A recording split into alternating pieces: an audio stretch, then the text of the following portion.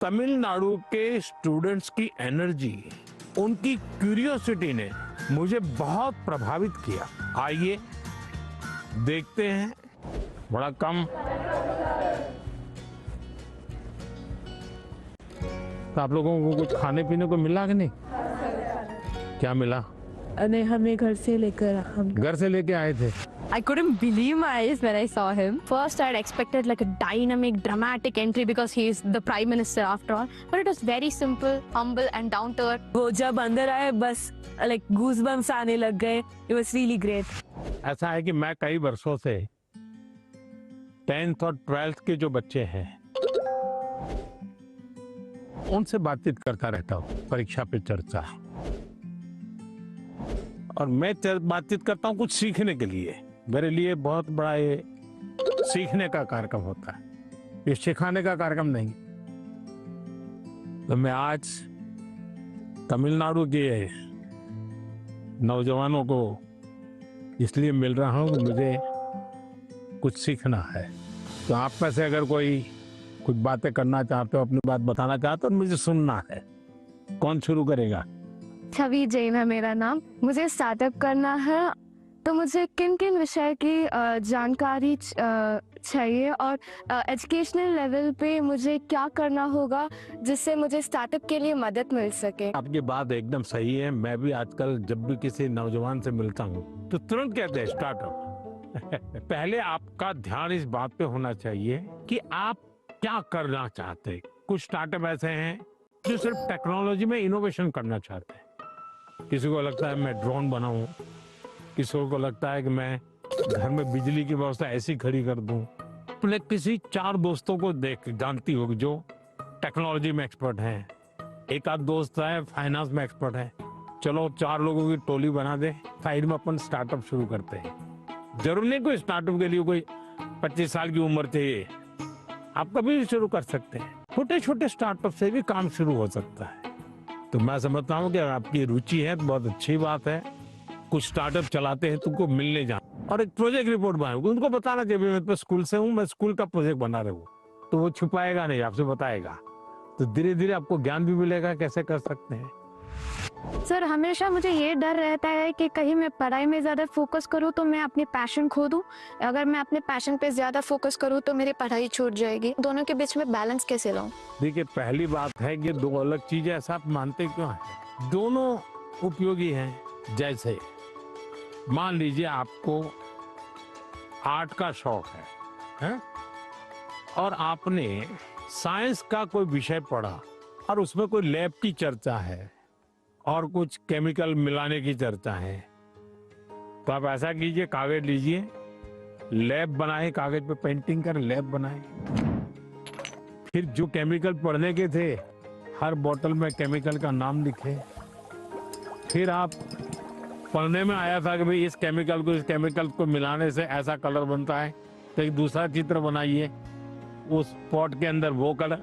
तो आपको चित्र का काम भी हो गया और आपको वो लेसन भी याद हो गया। यानी एक साथ दोनों चीजें बहुत अच्छी तरह से आप कर सकते हैं। आपके थकान को उतरने के लिए भी एक प्रकार से आपके पास जो कला है, क्राफ्ट की, जो कुछ भी आपकी सीखने की इच्छा है, वो आपको मदद कर सकती है। डेली या सप्ताह में 2 दिन आधा घंटा इसके लिए दो। समाज जीवन में जिसकी जरूरत है वो शिक्षा तो करनी है, लेकिन जो व्यक्ति के जीवन में उपयोगी है वो आप इससे कर सकती हैं। हमारा देश भी 2047 में डेवलप्ड राष्ट्रों के साथ एक होने वाला है। मेरा प्रश्न क्या है कि हम नवयुवक इसे हासिल करने के लिए क्या कर सकते हैं? मुझे अच्छा लगा कि मेरे देश के 10th 12th के बच्चों के मन में भी 2047 विकसित भारत का ड्रीम है। ये मेरे लिए बहुत बड़ी खुशी की बात है ना। आज मुझे अब मजा आएगा। वाह, देखिए ये चीज है ना। अब 2047 में विकसित भारत यानी क्या है? आपने कभी सिंगापुर के विषय में सुना होगा। सिंगापुर एक जमाने में एक मछुआरों का छोटा सा गांव था, उसमें से आज इतना बड़ा बन गया। तो ली कुआन यू कहते थे कि भाई अगर हमको डेवलप कंट्री बनना है तो हमें अपनी आदतें डेवलप्ड कंट्री के लोगों की होती है वैसी बनानी पड़ेगी। हमें थर्ड वर्ल्ड कंट्री की तरह कहीं पर भी कूड़ा कचरा फेंक दिया, कहीं पर थूक दिया, ये नहीं चल सकता। सिर्फ कहीं जाना है, भाई यहाँ पर रेड लाइट है, मुझे स्कूटर खड़ा कर देना चाहिए। अब छोटी सी चीज है कि भाई हम परिवार में तय करेंगे कि हमारे घर में खाने के बाहर कुछ भी जूठा नहीं छोड़ेंगे। बताइए, सब लोग ऐसा करें तो कितना खाना बचेगा, कितना बड़ा फायदा होगा। तो एक नागरिक के नाते मैं अगर इन चीजों का जीवन में ठीक से पालन करूं तो मतलब कि मैं विकसित भारत के लिए कंट्रीब्यूट कर रहा हूं। अब जैसे वोकल फॉर लोकल, मैं मेरे देश की चीजें खरीदूंगा। मैं भारत में जो चीजें बनी है उसको लूंगा। जैसे मैं कहता हूँ वेड इन इंडिया। अब कुछ लोग, पैसे वाले लोगों को लगता है दुबई में जाके शादी करेंगे। वाह, हिंदुस्तान में क्या कमी है भाई? हम सब देश के नागरिक छोटी छोटी चीजों को करें, हम जरूर विकसित भारत बनाने में अपना दायित्व निभा सकते हैं, हम कंट्रीब्यूट कर सकते हैं। He was shocked that, oh my God, a student is actually concerned about this. And he told us that it's the small steps that matter, not the large ones. मेरा आपसे प्रश्न ये है कि कोई भी छात्र या कोई भी मनुष्य अपना जीवन जब व्यतीत करता है तो बहुत सारी चुनौतियों का सामना करता है। जब चीजें डिफिकल्ट हो जाती है तभी हमको हमारा जो मोटिवेशन होता है जीवन व्यतीत करने में वो कम होता है। तो ऐसी स्थिति में सफलता प्राप्त करने के लिए हमें मोटिवेशन की जरूरत है या अनुशासन की? दोनों चीजें महत्वपूर्ण है जीवन में। अगर अनुशासन है ही नहीं तो कितना ही इंस्पिरेशन होगा तो वो इंस्पिरेशन क्या काम का आएगा? मान लीजिए एक किसान है, उसको प्रेरणा मिल रही है, बगल वाला किसान बहुत फसल कर रहा है, इंस्पिरेशन है कि यार उसकी तो 1 एकड़ भूमि है, मेरी तो 4 एकड़ भूमि है, वो ज्यादा कमाता है, मैं कम कमाता हूं, तो उसको इंस्पिरेशन तो वहां से मिलता है। लेकिन ये बारिश के पहले जोतना चाहिए, वो सोचना नहीं, देखेंगे अब हफ्ते के बाद करेंगे। अगर खेत जोतेगा नहीं और बारिश आ गई फिर वो कुछ भी करे उसकी तो हालत खराब ही रहेगी। तो उसके अंदर वो डिसिप्लिन नहीं था, इंस्पिरेशन था कि मैं उसकी जितनी कमाई करूं, लेकिन डिसिप्लिन नहीं थी। भाई मुझे इस समय के पहले खेत जोत के रखना चाहिए, बीज की जरूरत है ला करके रखना चाहिए, बीज को तैयार करने का काम करना चाहिए, तो डिसिप्लिन नहीं था। जीवन में डिसिप्लिन बहुत अनिवार्य है। इंस्पिरेशन में सोने में सुहागा का काम करता है। अगर डिसिप्लिन नहीं है, कितना ही इंस्पिरेशन क्यों ना हो, वो फिर बोझ बन जाता है, निराशा पैदा करता है। When I asked my question, it was a question that was stuck with me from so many years.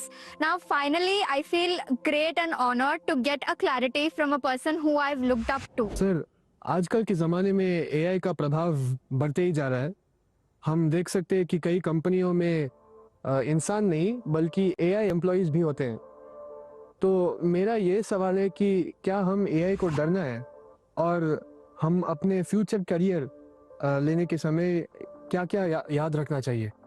देखिए, हर युग में जब भी कोई नई टेक्नोलॉजी चर्चा होती है, कंप्यूटर आया तो चर्चा हो रही क्या हो जाएगा सब, तो ये हर युग की ये चर्चा का विषय रहा है। हमें किसी चीज से डरना नहीं चाहिए। हमारी कोशिश होनी चाहिए, एक, हम उसके गुलाम नहीं बनेंगे। मैं अपने जीवन में मैं ही निर्णायक रहूंगा, वो मेरा मालिक नहीं बनेगा। जैसे कुछ बच्चों का है, मोबाइल उनका मालिक बन गया। अगर मोबाइल नहीं है तो खाना नहीं खा सकता, टीवी नहीं है तो जी नहीं सकता, मतलब ये आप उसके गुलाम बन गए। मैं गुलाम नहीं बनूंगा।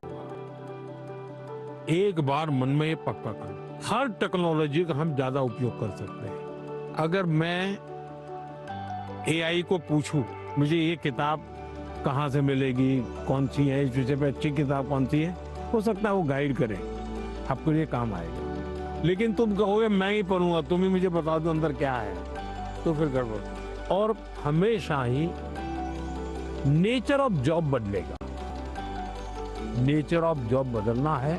और पहले भी जब बैलगाड़ी में लोग जाते थे तो एक प्रकार का जॉब था, अब वो हवाई जहाज में जाने लगा तो बहुत कुछ बदल गया, लेकिन जीवन तो चलता रहा। तो मैं समझता हूँ हमने टेक्नोलॉजी को समझना होगा, खुद का विस्तार करना होगा, उसमें उस टेक्नोलॉजी की ताकत को जोड़ना होगा, हमारे कामों में वैल्यू एडिशन करें। अगर ये होता है तो मैं पक्का मानता हूं कि कितने ही उत्तम से उत्तम टेक्नोलॉजी क्यों ना आए, हमें उपयोग होने ही वाली है, हमें डरने की जरूरत नहीं है। I never believed I would be the one to be chosen to have such a gracious occasion with our Prime Minister. It was a really great experience. I am completely overwhelmed and it felt surreal. He felt like a family more than a prime minister. साथियों, कोयम्बटूर के हमारे युवा साथी पढ़ाई के साथ साथ AI, startup और फ्यूचर की टेक्नोलॉजी को लेकर बहुत जागरूक है। और मैं कह सकता हूं यही तो है युवा भारत की युवा सोच, जो विकसित भारत 2047 के संकल्प को नीत नई मजबूती दे रही है।